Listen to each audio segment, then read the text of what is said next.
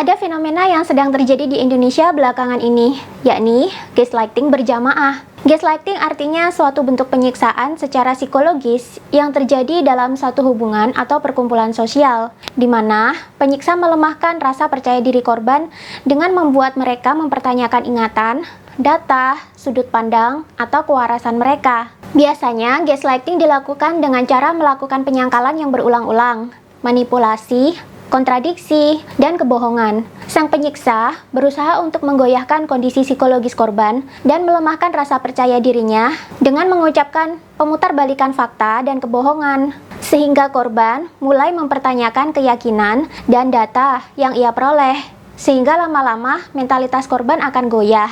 Lalu, ia akan ikut menuruti kemauan pelaku gaslighting. Bagi saya, gaslighting adalah salah satu bentuk kejahatan psikologis yang tidak bisa dianggap remeh. Pelaku bisa mengubah mentalitas dan kewarasan seseorang. Pikiran seorang manusia bisa dimanipulasi oleh orang lain atau lingkungan, tapi hati manusia tidak. Padahal manusia cenderung digerakkan hidupnya melalui perpaduan antara tubuh, pikiran, dan hati. Bila hati dan pikiran tidak lagi selaras, maka rawan manusia tersebut mengalami stres, depresi, atau gangguan psikologis lainnya. Ujung-ujungnya tubuhnya juga yang kena imbas. Hatinya masih waras, tapi pikirannya terus dimanipulasi oleh orang lain. Akhirnya, perang sendiri di dalam diri korban. Kalau korban sudah menjadi gila, tentu saja yang menanggung dampaknya adalah korban sendiri, bukan pelaku gaslighting. Pelaku mah mana peduli. Sedangkan pelaku gaslighting ini menganut prinsip bahwa kebohongan yang diulang 1000 kali dengan rutin dan bersamaan akan menjadi kebenaran bagi si korban.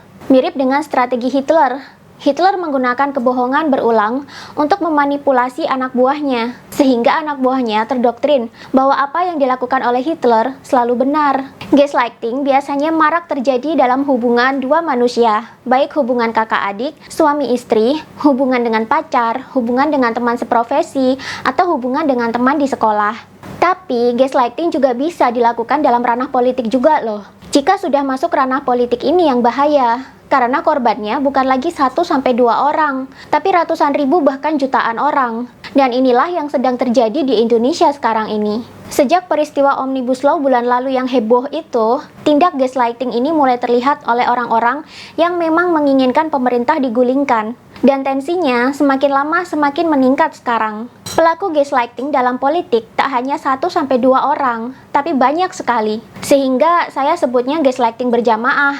Tak hanya politikus oposisi pemerintah yang melakukan gaslighting, tapi juga para buzzer dan simpatisan oposisi berbarengan melakukan gaslighting ramai-ramai. Dengan tujuan opini publik berbalik, kewarasan masyarakat hilang, dan akhirnya bersatu bersama mereka menjatuhkan pemerintahan yang sah. Bila kalian lihat dalam komentar YouTube, Instagram, dan Facebook saya, fenomena gaslighting ini marak terjadi. Target sasaran tak hanya saya, tapi juga follower dan subscriber saya yang masih waras akan coba mereka pengaruhi agar ikut dalam doktrin mereka. Makanya tak heran, kenapa setiap saya ngepost sesuatu yang membahas soal kondisi politik terkini selalu ramai. Tapi komentar-komentarnya seolah-olah seragam semua nafasnya. Kalau enggak bela agama, ya saya dituduh gila dan tidak waras. Kalau enggak, saya rame-rame dituduh sebagai pemecah belah bangsa. Padahal juga tidak ada yang bisa membuktikan tuduhan-tuduhan ini. Atau mereka rame-rame mengeluarkan logika pikir mereka yang sesat, atau mengeluarkan klarifikasi yang justru sebenarnya nggak masuk akal, bahkan terkesan hoax. Kalau saya memecah belah bangsa, apa buktinya? Padahal sudah jelas-jelas, junjungan mereka sendiri yang bertingkah dan berulah yang membuat masyarakat resah. Mulai dari seenaknya sendiri memadati Bandara Soekarno-Hatta dan merusak fasilitas di sana. Kemudian seenaknya sendiri mengumpulkan kerumunan untuk perayaan Maulid Nabi, tapi isi ceramahnya kasar dan provokatif. Belum lagi ajakan revolusi akhlak yang gak jelas. Masa semua orang disuruh ngikutin akhlak dia yang bicaranya saja kayak preman? Udah begitu, pengikutnya malah nyanyi-nyanyi sambil selawatan di depan baliho junjungannya. Lah terus apa bedanya kalian dengan kelompok secret society yang juga menyanyikan puji-pujian di depan gambar atau patung Lucifer?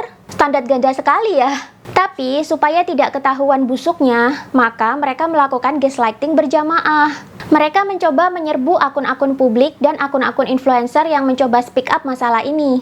Mereka tak hanya mencoba membungkam influencer yang bersangkutan dengan cara gaslighting, Tapi sasaran mereka juga adalah follower si influencer yang harus berbalik opininya sesuai doktrin mereka. Bagaimanapun juga, apapun caranya, pokoknya semua orang harus ikut sama pemahaman mereka. Walaupun caranya adalah dengan mendoktrinkan kebohongan 1000 kali. Makanya, nggak heran kan ketika saya ngepost Habib Rizik mendukung ISIS yang notabene ISIS adalah kaki tangan elit global Illuminati sendiri, ratusan akun langsung rame-rame komentar hal yang sama. Lia ini pemecah belah bangsa, ini channel pemecah belah bangsa. Khas orang yang salah. Orang yang salah bisa saja melemparkan apa yang sudah mereka lakukan ke orang lain, agar mereka tidak terkena penghakiman publik dan malah orang lain yang menerima penghakiman tersebut. Lempar batu, sembunyi tangan. Ya, begitulah taktik bermain mereka, mirip dengan kejadian sebelum rangkaian Arab Spring terjadi di Timur Tengah. Sebelum gelombang protes besar-besaran terjadi dan menggulingkan presiden-presiden yang sah, sosial media juga menjadi media propaganda mereka untuk memutarbalikkan fakta dan penggiringan opini. Gaslighting berjamaah pun dilakukan di sana melalui sosial media. Ingat, prinsip mereka adalah kebohongan yang diulang 1000 kali akan menjadi sebuah kebenaran. Kasar dan kotor kan mainnya? Ya begitulah permainan mereka. Begitu itu, mereka mulutnya masih bisa teriak-teriak sedang membela agama. Saya tanya deh, agama apa sih yang ngajarin kebohongan dan gaslighting begitu? Agama dari Lucifer ya? Perasaan saya belajar agama Islam gak ada satupun ayat yang ngajarin berbohong berjamaah untuk menggiring opini publik begitu.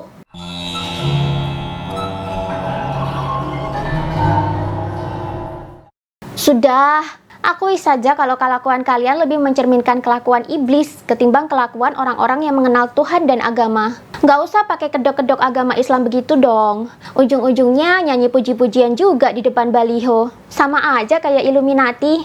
Ya, habisnya junjungannya juga pendukung ISIS yang notabene adalah kaki tangan Illuminati sih. Gak heran kalau kelakuannya juga sama.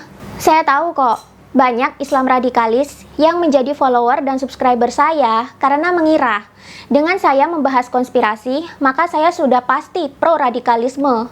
Kan di ajaran Islam garis keras juga dibahas melulu soal konspirasi akhir zaman begitu, supaya khilafah bisa ditegakkan secepatnya.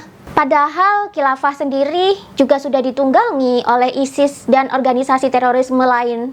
Saya tahu, dalam sebuah revolusi besar, diperlukan orang yang memiliki banyak pengikut, supaya bisa menjadi legitimasi mereka melakukan tindak revolusi, kerusuhan, hingga ujung-ujungnya pemerintahan yang sah akan mereka gulingkan.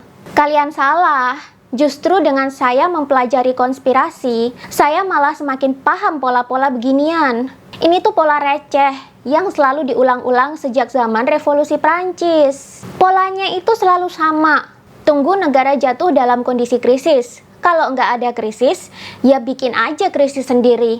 Lawang mereka yang pegang kontrol uang di seluruh dunia kok. Kalau sudah krisis, sebar pesan-pesan propaganda yang bisa membangkitkan kemarahan rakyat, sehingga melawan pemerintah.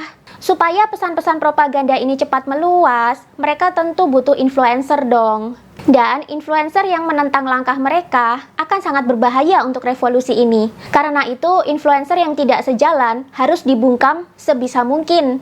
Cara yang marak terjadi adalah dengan gaslighting dan cyberbullying.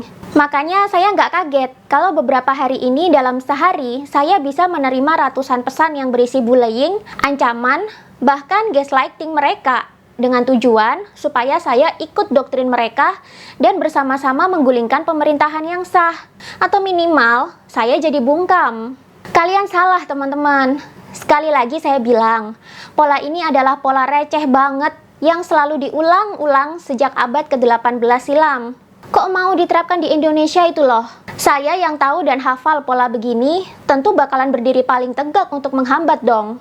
Makanya sekarang rame banget orang-orang melakukan gaslighting supaya opini publik tergiring ikut mereka. Pola receh sejak zaman revolusi Prancis, revolusi Bolshevik, penggulingan Soekarno pasca G30 SPKI, penggulingan Soeharto, Arab Spring, kudeta dan revolusi di Libya dan Mesir, dan masih banyak lagi.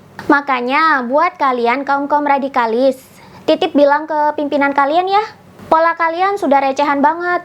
Indonesia nggak akan bisa kalian tipu lagi pakai pola recehan begini. Dan jangan bermain stereotip bahwa yang kontennya konspirasi pasti pro-radikalisme. Lawang saya sudah paham kok radikalisme itu dari mana dan untuk apa.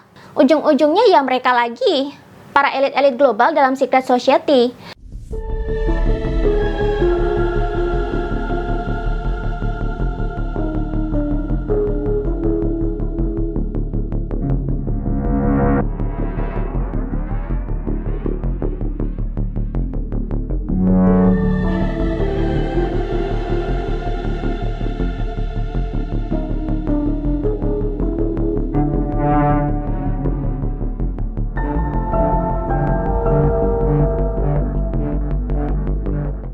Jadi kalau jadi netizen, tolong yang pintar sedikit ya.